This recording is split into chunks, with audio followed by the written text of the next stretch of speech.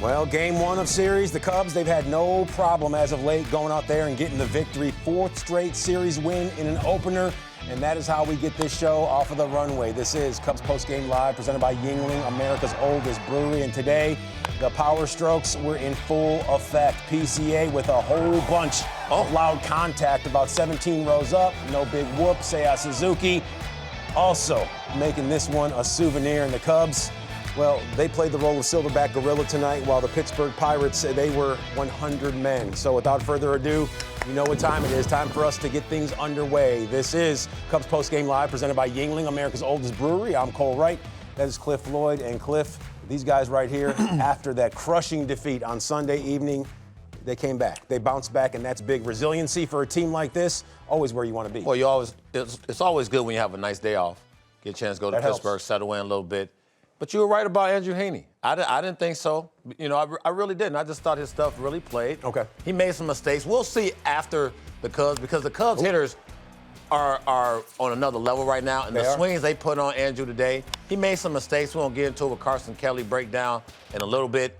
But look at Dansby. He hit the ball hard in the first at bat. That's true. And now you're starting to see him feel like, you know what, that swing right there played, right? So Andrew Heaney just wasn't on this game today, but I think he thought he was going to be able to make some pitches to these Cubs hitters in certain situations, and they made him pay for it. Yeah, Heaney looked like the Heaney that we saw over the last few outings, but once the fourth inning rolled around, the Cubs, they broke the offense out, and Carson Kelly, he was the key catalyst in that fourth frame. We saw that long ball that scored Seiya to give the Cubs an early 2-0 lead, and most home runs as a catcher this season. Oh, he's right behind Big Dumper, Cal Raleigh, and we know he's been lighting things on fire with 9 home runs, but being right there even with Sean Murphy and Logan O'Hoppe, that means that Carson Kelly is doing some serious things, and right now he's having a serious conversation with Elise Menaker.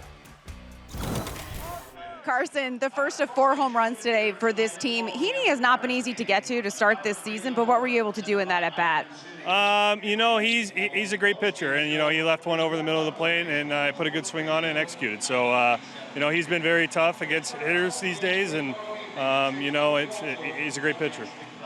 When the lineup is hitting the way it is, can you describe what it does for you just in your spot? Like, as an individual, when a group is hitting like this, what it allows you to do at the plate? Just get it to the next guy. You know, you have a lot of trust in our teammates, and just go out and execute a plan and then get it to the next guy. You and I have talked about the mechanical and the mental side. When you're having success like this to start the season, which do you attribute the success to more? Probably all of it. You know, I mean, we do the work behind the scenes, and then you go out and compete, and just compete one pitch at a time, win every single pitch, and move on to the next one. Here's a fun fact: no strikeouts today for you guys, huh? That's pretty good. We didn't strike out. It's pretty cool. You like that nugget? I got nuggets. Look, I like that nugget. That's good. That's good. Carson, thank you. Yeah, absolutely. Elise, Carson, information helps the world go around, so let's continue to have it spin and provide you with a little more info. We saw Carson Kelly and how good he was in this one, 3 for 5, and just continues to chip in no matter where he's at in the batting order. He's a guy who's a presence each and every single day. Not only him, but we saw Pete Crow Armstrong once again. You saw a whole bunch offensively from these two tonight, didn't you? Yeah, you know what? I saw guys that pay attention to detail, that knew what they wanted to do in each and every one of their bats. And when you have an idea and you do your prepreration, I think it shows you. And I'm going to show you right here with Carson. We're going to start off with Carson. Scooting back a little there. I thought we was going to full screen right here, and we are, behind us. But look at the first at bat, right? His takes are so good. His A swings are on point. He just misses that one, takes a nice little change piece off the plate, misses that 89-mile-an-hour fastball in, but he's on every pitch. Excuse me, I think that's the key. So when you talk about being on every pitch, you go back to the dugout, you go, okay, I don't think you have your A-plus stuff. He missed that pitch, but his reaction right there tells me he's like, man, that's the pitch I wanted, and he threw it again. Don't do it. So when you make him, when I say you make a mistake, you have to make him pay. The first time he didn't make him pay, but here the second time. Let's flip over to our center fielder, right? We'll stick the last swing at that. He knew he got it right off the bat. We were sitting there watching it, going, oh yeah, that was click. PCA, man, we're gonna have a real good conversation about him being in the All-Star game this year. That first pitch, put that 89-mile-an-hour fastball away. He goes, I know what you're trying to do, so I'm not going to let you get that pitch away, but you can't come in with the sink piece. Because I said it in the pregame, I said he throws a sinker 23% of the time to lefties. And if you're going to throw that pitch, you better get in on a guy like that hands, because he's living in a tree right now. He's hot. But my point of just showing those quick breakdowns is when you have a plan and you can execute it in your head. Did you see what Carson Kelly did right there on that swing when he missed that pitch? For him, it's like, man, I know that pitch is coming. I can't not let him off the hook. Sure. And he did. Now, all you're hoping for as a hitter is come back there again. Just do it one more time. And he did it. And he made him pay. So this is when you talk about what they're doing collectively as a group. They're doing it to the point where you understand, right? You understand what's needed out of you. You understand you have to stay ready. But when he says, man, I can't miss that pitch, please throw it again. Please. Ooh. Yeah, just 2 miles an hour less the second time. When that's the cat and mouse of the game, right? When you always hoping for something that you miss, in certain situations. And Carson Kelly is just, his whole approach and everything that he's changed in the offseason and how he thinks and what he talked about with Barry Bonds and his approach and so on and so forth. All those things, man, it's cool to think about those guys, but then you have to go out there and execute it, right? You got to go work on it. You got to let the ball travel. You got to know when you have your strengths and when you have to work because you're losing a little bit. He has to always work, not only on his offense, but the defense as well. So when you think about Carson, he's not playing every day, so he has to stay in the cage. He has to mentally stay strong, and then also think about when he goes behind the dish and catch the staff as well. So I just think they're doing a terrific job. Hats off to him. Mm-hmm. And he's sort of reaping the benefits of what he's done in offseason. That's always the key for me. When I go in the offseason and I'm trying to figure out how I can tweak some things and move some things and get better, then I'm just hoping I can bring it to the field and actually go out there and execute. And he's doing it. Yeah, it's all about that in-game application. We've seen Carson Kelly do that. We also saw PCA, and you said that he only throws that pitch 23% of the time. Andrew Haney is who I'm speaking of. So PCA, essentially, not necessarily a mathematician, tells himself, okay, I really have a 1 in 4 chance to go out there and click him, and that 1 in 4 chance, it rolled around tonight. Well, he just plays the game right? So when you play the game right, it rewards you because I think when in that situation, you're thinking about, okay, if he throws it in, I just don't want to hit this ball foul. I want to get this ball to the right side, get the guy over to third base, and get him to third base with 1 out. So he's playing the game right in his head and getting rewarded. So when you think about how he approaches hitting, he's like, look, I know this. I know I got to get to the right side of the fuck diamond, but I can have my icing on the cake, right, and eat it. So this is him understanding how good he is in the box. He missed a pitch later in this game where he wanted to get back. He yelled some things in the box, but it's hard to not be happy for a kid that's playing the game. I don't care if you don't like his antics. I don't care if you don't like his style, how he plays the game.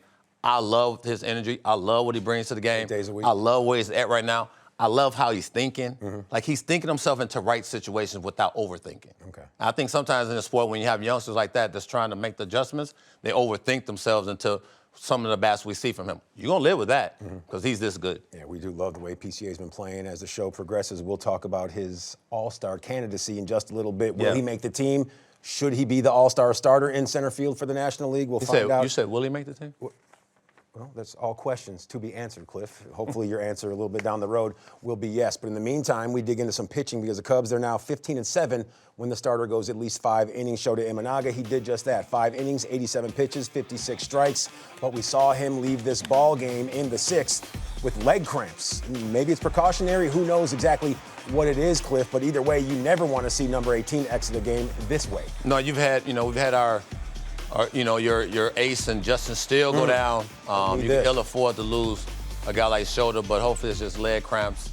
Craig, in my opinion, did the right thing, get him up out of there, get the bullpen in there. Everybody's rested up. So hopefully there's nothing major other than, maybe lack of hydration or something. And seeing the way that Shota Imanaga attacked the Pittsburgh Pirates, 21 batters faced, only 11 first pitch strikes, not necessarily the Shota Imanaga we're used to seeing, but the way he battled out there on the hill, that's the dude that we're used to. Yeah, he battled. He was efficient with his elevated fastball. I thought he got sort of squeezed a little bit tonight from Charlie Ramos, home plate umpire. But listen, I think he squeezed both him and Andrew Heaney. Didn't get some pitches. But then he got some later in the game. He found his changeup. His splitter was working. I think at times his arm side change piece is what he's always feeling like he's pushing, like he's feeling like he doesn't have a good feel for it. So once he gets that figured out, I think he's back to being a shoulder of what we've seen in the past, but for the most part, he found something at the top of the zone, which these Pirates hitters couldn't get to it. Yeah, it's almost like a guy out there on the golf course and he can't figure out things with the swing, and you're like, okay, I just need to do this or do that, and then things start to fall in line. Following the team loss, we told you on Cubs Live just how good the throwing philosopher is, and he got that much better today. 19-1 in a minimum of 10 starts. This guy is as good as advertised, and the advertisements right now, well, they will continue to roll because Shota Imanaga, he is that frontline ace, and be sure to keep it right here on Marquee Sports Network and MarqueeSportsNetwork.com. Cubs Live, Cubs Postgame Live for the very latest on Shota Imanaga. Hopefully everything is all right, but when you take a look at how he pitched, the way he went out there, the 87 pitches, the 57 strikes, the 0 earned runs, and the 1 free pass. Him being economical once again, living around that strike zone, not trying to be too fine. That's what you want to see from him as the season continues to unwind. You know what? He was around the strike zone. I think the most important thing was, the one walk. So he's getting to that point of, you know what, I'm going to make you put the ball in play. Strikeouts only 3. But I think as far as pitching to contact, weak-induced contact, is what he lived today and was successful. Yeah, 3 punch-outs. You didn't get that one right on FanDuel. We'll revisit that in just a little bit. But in the meantime, it's all about what the skipper has to say about today's win, a quality one at that. So here he is, Craig Counsell. Take the floor. Yeah, kind of both legs were just in the quads area were cramping. And, yeah, I mean, it was kind of an easy, had to take him out. But he feels fine now, no issues. So hopefully it was just that. Had it bothered him before that ended? No. The offense, the way it just continues to feed off of each other, what are you noticing in these at-bats? Yeah, I mean, I think no strikeouts is kind of what you take away from today. I mean, I know we had some home runs, obviously, and that's great. But to go through a game without any strikeouts, that's just means we're having good at-bats to me. Heaney was he was throwing a lot of strikes, and we weren't, nothing was happening. But that second time through, we did a fabulous job of kind of 2 through 9 hard contact, or good at bats every single time. So put some pressure on him, and it was a good offensive night. What did you like from Shota in those first 5 innings? Yeah, I mean, I thought it was just kind of a Shota appearance where it was just strikes, able to throw off speed when he got behind in the count to get back into counts, which is one of the best things he's got going for him. Is he can get 3-1 and throw a split and throw it in the strike zone, and that gets him back into counts and kind of gets him back even to keep the hitter guessing. When he's able to locate the fastball at the top of the zone, like you were saying, what does that do for him? Yeah, I mean, he's got the unique fastball that's just hard to get on top of, and you put it in that part of the strike zone, it's even harder, and it's just the hitters really to cheat to get on top of it just makes this you can't because of the split. So that's the genius of the way Shota pitches, and that those unique properties to the fastball and the level of execution make it really hard.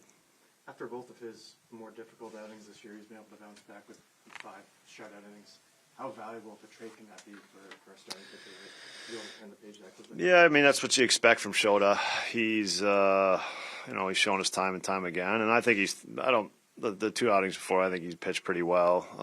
Some things didn't go right for him, but that's what you expect. What we're spoiled by it. Well, the Cubs are now 13-2 when they score 5 or more runs, and that earned them their 4th shutout win of the year. PCA, who was a key cog in the victory. We'll talk about that. Every starter, they got themselves a hit, plus no punch-outs. The first time since July 3rd, 2013. More nuggets of knowledge coming your way. That's next right here on Cubs Postgame Live.